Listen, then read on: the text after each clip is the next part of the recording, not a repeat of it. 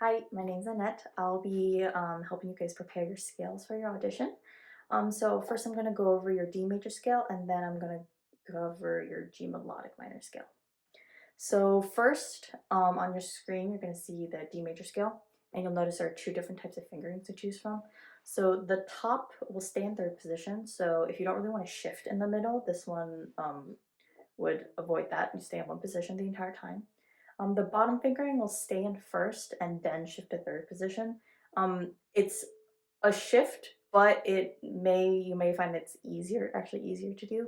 So if you don't really have a preference, this could end up being more comfortable. So now I'm going to go over the hand patterns on each string. What I mean by hand pattern is basically the relationship of half steps and whole steps between your fingers based off which string they're on. So I'm gonna walk through the hand patterns that for each fingering. So I'm gonna start with the top fingering. So you'll see on screen I've highlighted which notes are on which string. So pink will be G, orange will be D, blue will be A, and green will be E string. So starting on the G string, all your pink notes, they're all going to be whole steps.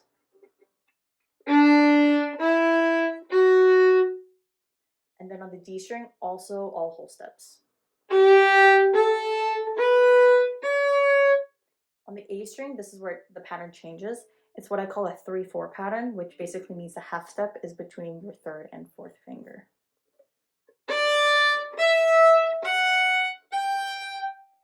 And then the E string is also a 3-4 pattern, so the half step is between your third and fourth finger. And then it'll be the same on the way down.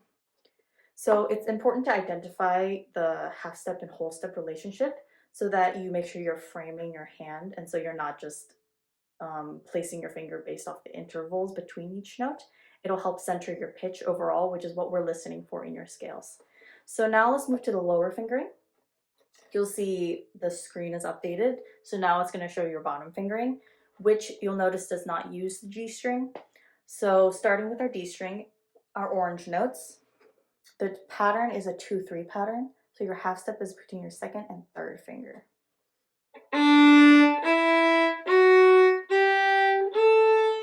So now the A string, it gets a little weird because you shift in the middle, but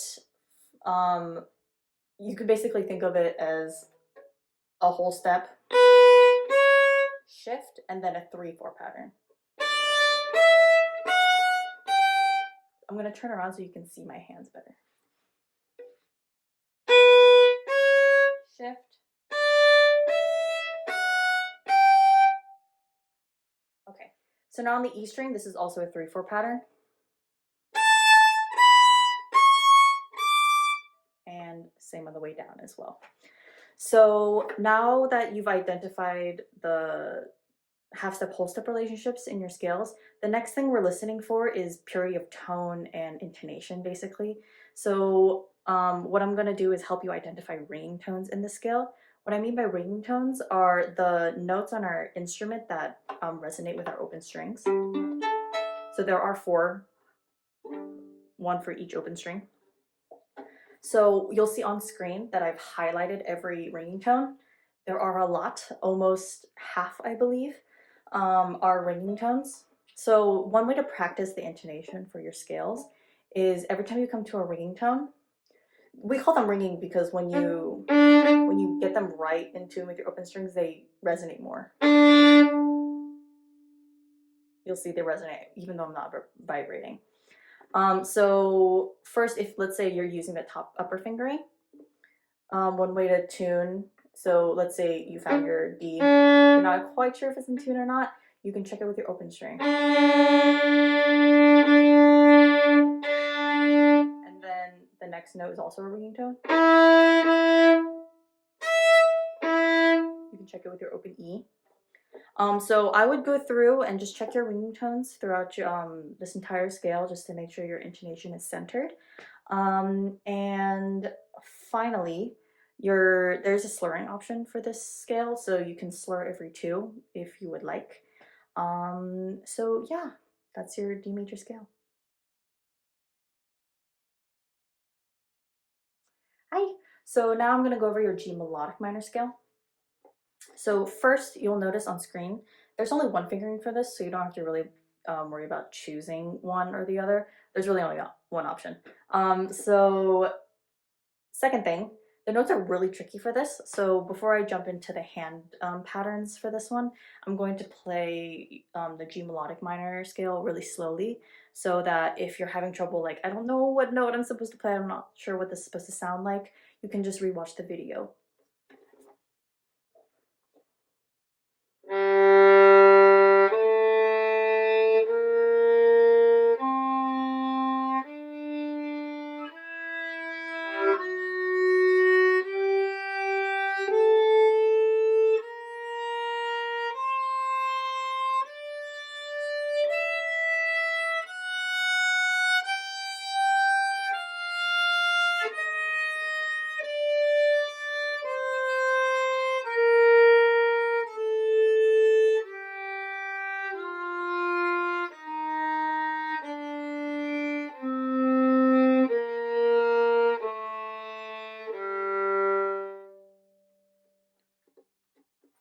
Okay, so now I'm going to go over the hand position, and you'll see on screen, just like your D major scale, I went ahead and highlighted which notes are on which strings. So I'm going to split the hand pattern, like going over them by on the way up versus the way down, because the pattern does change based off if you're ascending or descending. So I'm going to start with going up.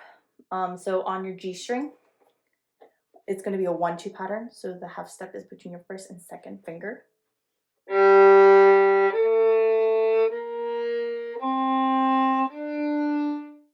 Okay, now for your D string, it's going to be a 2-3 pattern. So half step between your second and third finger.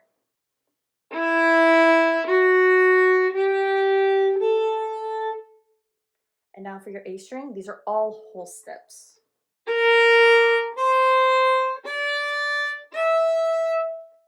And then for your E string, it's just 2 notes, so it's going to be a 1-2 pattern, F sharp and G. Okay, so that's the way up.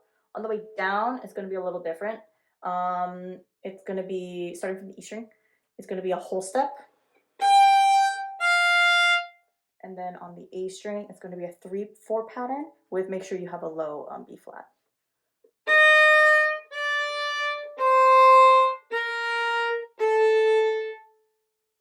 Then on your D string, these are all whole steps, and be sure not to forget your low B flat.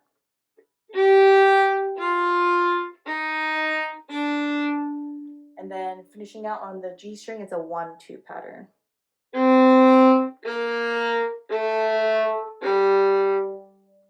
Okay.